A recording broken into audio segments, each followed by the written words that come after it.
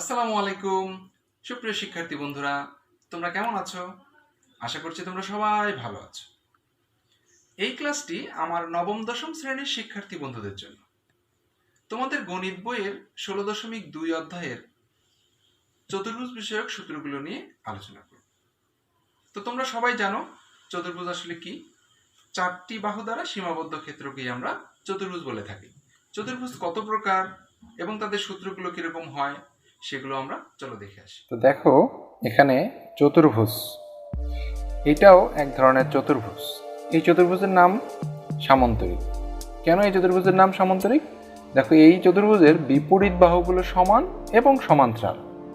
এটা সমান, এইটা আর এটা সমান এবং সমান্তরাল একইভাবে আছে, এই জন্য এটাকে বলা হচ্ছে সামন্তরিক।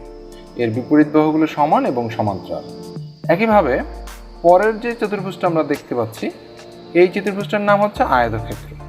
কেন আয়তক্ষেত্র? এরও বিপরীত বাহুগুলো সমান এবং সমান্তরাল, কিন্তু এর কোণগুলো হচ্ছে প্রত্যেকটাই সমকোণ। এই সমকোণ হওয়ার কারণে এটাকে বলা হচ্ছে আয়তক্ষেত্র। আগের চতুর্ভুজটাতে খেয়াল করো, এর কোণগুলো কিন্তু একটাও সমকোণ নয়, এই জন্য এটাকে সামান্তরিক বলা হচ্ছে। আর এর প্রত্যেকটা কোণ সমান এবং বিপরীত বাহুগুলো সমান সমান্তরাল হওয়ার কারণে এটাকে বলা হচ্ছে আয়তক্ষেত্র। এই চতুর্ভুজটা দিয়ে খেয়াল করো, এই চতুর্ভুজের কিন্তু প্রত্যেক বাহুটাই সমান, এই জন্য এটাকে বলা হয় বর্গ এবং এর প্রত্যেকটা কোণ হচ্ছে 90 ডিগ্রি। আচ্ছা, এই চতুর্ভুজটা খেয়াল করো, এই চতুর্ভুজটাকে বলা হচ্ছে রম্বস। এর প্রত্যেক বাহুই সমান এবং সমান্তরাল, কিন্তু কোণগুলো সমকোণ নয়, একটা কোণও কিন্তু 90 ডিগ্রি নয়, এই জন্য এটাকে বলা হচ্ছে রম্বস। বর্গের আর রম্বসের বাহুগুলো কিন্তু সমান হয়, কিন্তু কোণগুলো একটা সমকোণ নয়। আরও এক ধরনের চতুর্ভুজ এখানে দেখতে পাচ্ছ তুমি, এটাকে বলা হচ্ছে ট্রাপিজিয়াম। ট্রাপিজিয়ামের হচ্ছে একজোড়া বাহু সমান্তরাল থাকবে, একজোড়া সমান্তরাল বাহু থাকবে, তাহলেই এই চতুর্ভুজটাকে আমরা ট্রাপিজিয়াম বলতে পারি। আরেক ধরনের চতুর্ভুজ এখানে আছে, দেখো এটার সন্নিহিত বাহু পরস্পর যে দুই বাহু এবং নিচের দুই বাহু, এই বাহুগুলো সমান হয়, এই দুই বাহু সমান, এই দুই বাহু সমান, এটাকে বলা হচ্ছে ঘুড়ি। এই ধরনের কতগুলো ধরনের আমরা চতুর্ভুজ দেখতে পাই: সামন্তরিক, আয়তক্ষেত্র, বর্গ, রম্বস, ট্রাপিজিয়াম ও ঘুড়ি। তো চলো এবার দেখা যাক এগুলোর ক্ষেত্রফল, পরিসীমা সেগুলো কিভাবে বের করা যায়। তো প্রথমেই আয়তক্ষেত্রের আমরা সূত্রগুলো জানবো। আয়তক্ষেত্রটা দেখতে কিরকম হয় দেখো, এই আয়ত টাইপের, ইট কিন্তু একটা আয়ত। এই যে একটা আয়তক্ষেত্র মনে করো, এটা আয়তক্ষেত্রের নাম দিলাম এ বি সি ডি, একটা আয়তক্ষেত্র, এবং এই বাহুটার নাম দিলাম এ বি, আর এই বাহুটার নাম দিলাম বি। এদের মাঝখানে যদি আমরা একটা কর্ণ চিন্তা করি, এই কর্ণটাকে যদি ডি বলা হয়, তাহলে আয়তক্ষেত্রের ক্ষেত্রফল আসলে কত হবে? ক্ষেত্রফল মূলত বের করা হচ্ছে, দেখো এই যে এবিসিডি যে আয়তক্ষেত্র চতুর্ভুজটা, সেটাকে যদি ঠিক মাঝ বরাবর আমরা কর্ণ দিয়ে দুই ভাগ করি, তাহলে কিন্তু দুইটা ত্রিভুজ উৎপন্ন হয়। তো আমরা ত্রিভুজের ক্ষেত্রফল তো আমরা সবাই জানি, হাফ গুণন ভূমি গুণন উচ্চতা, ভূমি এইটা, উচ্চতা এইটা। তাহলে এই ত্রিভুজের ক্ষেত্রে হাফ গুণন এ ইন্টু বি। একইভাবে এই ত্রিভুজের ক্ষেত্রে কী হবে? হাফ গুণন ভূমি ইন্টু উচ্চতা। তাহলে দুইটা ত্রিভুজ, এই জন্য 2 ইন্টু হাফ গুণন ভূমি গুণন উচ্চতা। তাহলে 2 যদি কাটা যায়, তাহলে থাকবে এ বি। তাহলে আয়তক্ষেত্রের ক্ষেত্রফল হবে এ বি, বা দৈর্ঘ্য ইন্টু প্রস্থ। এবার আয়তক্ষেত্রের পরিসীমা, পরিসীমাটা কী হবে? পরিসীমা মানে হচ্ছে এই সবগুলো বাহুর যোগফল, এডি, এ বি, বিসি এবং ডিসি, প্রত্যেকটা বাহু যোগ করলেই পরিসীমা বের হয়। যেহেতু এর বিপরীত বাহুগুলো সমান ও সমান্তরাল, তাহলে এই প্রস্থ আছে দুইটা, দৈর্ঘ্য আছে দুইটা, তাহলে দুইটা দৈর্ঘ্য আর দুইটা প্রস্থ, তাহলে দুই যদি কমন নেই, তাহলে থাকবে দৈর্ঘ্য যোগ প্রস্থ। তো এখন যদি এই দৈর্ঘ্যটাকে এ এবং প্রস্থটাকে বি ধরি, তাহলে হবে 2 ইন্টু এ প্লাস বি। তাহলে দুইটা দৈর্ঘ্য এবং দুইটা প্রস্থ। আয়তক্ষেত্রের পরিসীমা সূত্র হচ্ছে 2 ইন্টু দৈর্ঘ্য যোগ প্রস্থ, এ প্লাস বি। এবার আয়তক্ষেত্রের কর্ণ আসে যায়। কর্ণ কিন্তু হচ্ছে এই যে আমার এসি হচ্ছে আমার আয়তক্ষেত্রের কর্ণ। এসি যদি কর্ণ হয় তাহলে এসি কর্ণ সমান কত হবে? দেখো এইটা একটা এ বি সি একটা হচ্ছে সমকোণী ত্রিভুজ তৈরি হয়ে গেছে, যেহেতু এই কোণটা সমকোণ, আয়তক্ষেত্রের প্রত্যেকটা সমকোণ, তাহলে এইটা একটা সমকোণী ত্রিভুজ। সমকোণী ত্রিভুজের পিথাগোরাসের উপপাদ্য কি? অধিভুজ স্কোয়ার ইকুয়াল টু লম্ব স্কোয়ার প্লাস ভূমি স্কোয়ার। তাহলে কর্ণ হবে বি স্কোয়ার সমান সমান এই এ স্কোয়ার প্লাস বি স্কোয়ার। তাহলে ডি সমান সমান কত হবে? Root over A square plus B square. এটাই হচ্ছে আমার কর্ণ, আয়তক্ষেত্রের কর্ণের সূত্র। এরপরে আসা যাক, দেখো বর্গক্ষেত্রের ক্ষেত্রফল। বর্গক্ষেত্র আসলে দেখতে কিরকম? দেখো বর্গক্ষেত্র কিন্তু যার প্রত্যেকটা বাহুই সমান। এটা যদি এ হয় তাহলে এটাও এ হবে, এটাও এ হবে, এটাও এ হবে। চারটা বাহুই যার সমান সেটাই হচ্ছে বর্গক্ষেত্র, এবং কোণগুলো তার সমকোণ হবে। এই চারটা বাহু এবং কোণ 90 ডিগ্রি, সেটাকে আমরা বর্গক্ষেত্র বলি। এখানে যদি আমরা একটা কর্ণ আঁকি, কর্ণের নাম যদি আমরা ডি দিই, দেখো এখানে একইভাবে এই আয়তক্ষেত্রের মতোই, আয়তক্ষেত্রেও কিন্তু দৈর্ঘ্য গুণন প্রস্থ, তাহলে এরও হবে দৈর্ঘ্য গুণন প্রস্থ, এ ইন্টু বি। এখানে বি বি হচ্ছে এ, যেহেতু প্রত্যেকটা বাহুই সমান, তাহলে বর্গক্ষেত্রের ক্ষেত্রফল কত হবে? এ ইন্টু এ সমান সমান এ স্কোয়ার।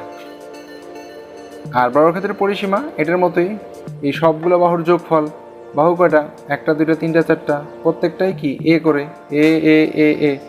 তাহলে এর পরিসীমা হচ্ছে 4a। এখানে ছিল 2a প্লাস বি, দুইটা এ এবং দুইটা বি, আর এটা হলো সবগুলোই যেহেতু এ, সবগুলোর যোগফল। পরিসীমা মানে হচ্ছে সবগুলো বাহুর যোগফল, তো সবগুলো বাহু হচ্ছে এ, এই জন্য 4টা এ যোগ করলে 4a হবে।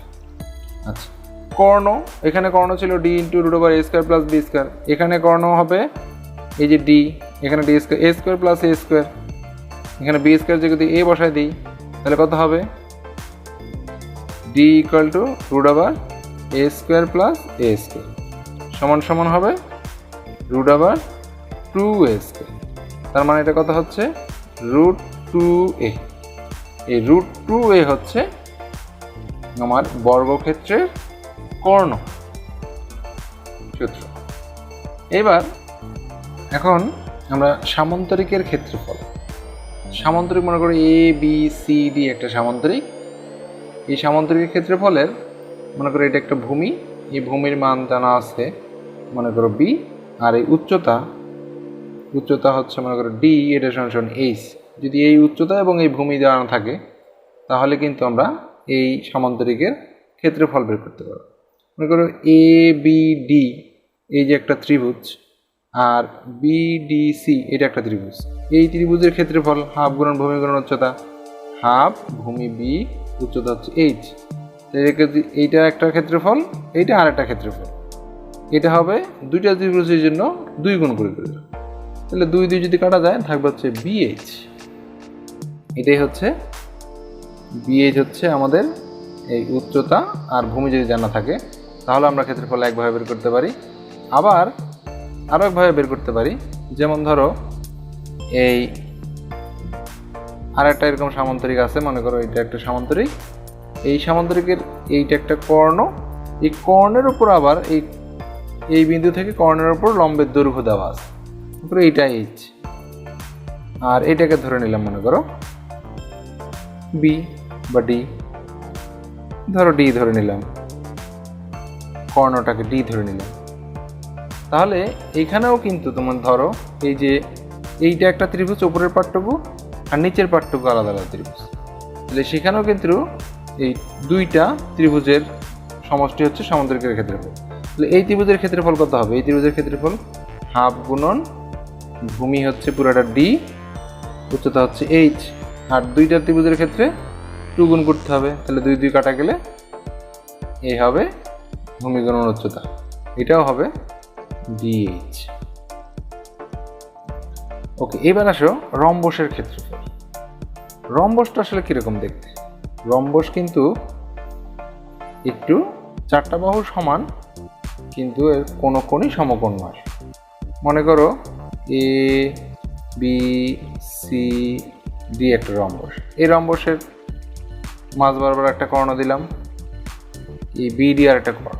আমাকে এই রম্বসের দুইটা কর্ণ, একটাকে D1 দিলাম, একটাকে D2 দিলাম। এই রম্বসের দুইটা কর্ণ পরস্পরকে কিন্তু সমকোণে সমদ্বিখণ্ডিত করে। আচ্ছা, তাহলে এইখানে দেখো ত্রিভুজ অনেকগুলো দেখা যায়। এখন যদি আমি এই ত্রিভুজটা নেই, যেমন ACD, এই উপরের ত্রিভুজটা নেই, হ্যাঁ, এই ত্রিভুজের কিন্তু ঠিক এইখানে D1টা অর্ধেক হচ্ছে, এটা হলো হাফ D1। এখানে কিন্তু এই D2টা ঠিক এখানে অর্ধেক হয়ে যাবে, তাহলে এটা হাফ D2। তাহলে এই ত্রিভুজের ক্ষেত্রে আমার ক্ষেত্রফল কত হবে? হাফ, ভূমি হচ্ছে D1 পুরোটা, উচ্চতা হচ্ছে D2। এই D2 কিন্তু পুরোটা না, D2 আবার হাফ, D2 হচ্ছে হাফ। তাহলে কত হবে? হাফ D1 D2 হচ্ছে এই ত্রিভুজের ক্ষেত্রফল। যেহেতু দুইটা ত্রিভুজ, এইটা আর এইটা মিলে রম্বসের ক্ষেত্রফল হবে, তাহলে আর একটা 2 আমি গুণ করতে পারি। তাহলে রম্বসের ক্ষেত্রফল কত হলো? এই একটা 2 যদি কাটা যায় তাহলে থাকবে হচ্ছে D1 D2/2। এটা কি আমরা রম্বসের ক্ষেত্রফল বলতে পারি, অথবা এইভাবে লিখতে পারি হাফ D1 D2। এটা হচ্ছে রম্বসের ক্ষেত্রফল। তাহলে এখানে সবগুলো ত্রিভুজেই দেখো শুধু হাফ গুণন ভূমি গুণন উচ্চতা, ভূমি গুণন উচ্চতাই হচ্ছে আসলে মূলত সবগুলো ক্ষেত্রের ক্ষেত্রফল। এবার আসো ট্রাপিজিয়ামের ক্ষেত্রফল। ট্রাপিজিয়ামটা দেখতে কিরকম? বলছে যে এক জোড়া বাহু সমান্তরাল থাকবে, আরেকটা বাহু কিরকম থাকবে সেটা ইচ্ছামূলক। মনে করো এ বি সি ডি একটা ট্রাপিজিয়াম। ট্রাপিজিয়ামের যেহেতু বলছে এক জোড়া সমান্তরাল বাহু থাকবে, মনে করো এই বাহুটার নাম হচ্ছে এ, এই বাহুটার নাম হচ্ছে বি। তা আমরা এই আয়তক্ষেত্রের যে ক্ষেত্রফল, আয়তক্ষেত্রের ক্ষেত্রফল কি শিখেছিলাম? ভূমি গুণন দৈর্ঘ্য গুণন প্রস্থ, এ আর বি। সেটা দিয়েও কিন্তু আমরা ট্রাপিজিয়ামের ক্ষেত্রফলটা বের করতে পারি খুব সহজে। দেখো এখানেও কিন্তু দৈর্ঘ্য গুণন প্রস্থ, যদি আমরা দৈর্ঘ্য গুণন প্রস্থ ক্ষেত্রফল সমান সমান লিখি, সেটা সূত্র দিয়েও আমরা এই ট্রাপিজিয়ামের ক্ষেত্রফলটা বের করতে পারি। তবে এর দৈর্ঘ্য আর প্রস্থ কিন্তু আলাদা। মনে করো এটা প্রস্থ বা উচ্চতা বলতে পারি আমরা, প্রস্থ বা উচ্চতা। মনে করি এই উচ্চতাটার মান দেওয়া আছে, এই উচ্চতাটা হলো h, কিন্তু দৈর্ঘ্য তো দুইটা এ বি। তাহলে দৈর্ঘ্য দুইটাকে যদি আমরা একটাকে প্রকাশ করতে যাই, তাহলে এই দুইটা দৈর্ঘ্যের আমরা গড় বের করব। গড় কীভাবে বের করে? দুইটা যোগ করে 2 দিয়ে ভাগ। এইটা হলো দৈর্ঘ্য। যেহেতু দৈর্ঘ্য এ ও বি ও দৈর্ঘ্য, এই জন্য দুইটার অ্যাভারেজ করছে, অ্যাভারেজ দৈর্ঘ্যটা বের করলাম, এই দুইটা যোগ করে 2 দিয়ে ভাগ, a + b/2। আর প্রস্থ হচ্ছে বা উচ্চতা হচ্ছে h। ঠিক আছে? তাহলে এই সূত্রতে আমি দৈর্ঘ্য গুণন উচ্চতা যদি বসাই দিই, তাহলে দৈর্ঘ্য হবে a + b/2 আর উচ্চতা হবে h। এইটাই হচ্ছে আমাদের ট্রাপিজিয়ামের ক্ষেত্রফল। এটাকে একটু যদি সুন্দর করে লিখি তাহলে দেখো half into a + b into h। এটা হচ্ছে আমার ট্রাপিজিয়ামের ক্ষেত্রফল। এই যে সূত্রগুলো আমরা পেলাম, সেখান থেকে আবার একটু ভালো করে দেখো। যদি আমরা আয়তক্ষেত্রের ক্ষেত্রফল হচ্ছে দৈর্ঘ্য গুণন প্রস্থ AB, পরিসীমা হচ্ছে 2 ইন্টু a + b, আর কর্ণ হচ্ছে d = √a² + b²। বর্গক্ষেত্রের ক্ষেত্রফল, বর্গক্ষেত্রে যেহেতু 4 বাহু সমান, বর্গক্ষেত্রের ক্ষেত্রফল হচ্ছে a²। বর্গক্ষেত্রের পরিসীমা হচ্ছে 4a, বর্গক্ষেত্রের কর্ণ হচ্ছে √2a। সামান্তরিকের ক্ষেত্রে দৈর্ঘ্য গুণন প্রস্থ, ভূমি আর উচ্চতা, এটাও ভূমি আর উচ্চতা নিতে পারো। রম্বসের ক্ষেত্রফল হচ্ছে রম্বস হাফ ইন্টু কর্ণদ্বয়ের গুণফল। আর ট্রাপিজিয়ামের ক্ষেত্রফল হচ্ছে হাফ ইন্টু সমান্তরাল বাহুদ্বয়ের যোগফল ইন্টু উচ্চতা। এই সূত্রগুলো খুব ভালো করে পড়তে হবে, অঙ্কগুলোর জন্য এগুলো খুবই ইম্পর্টেন্ট। তো ধন্যবাদ সবাইকে।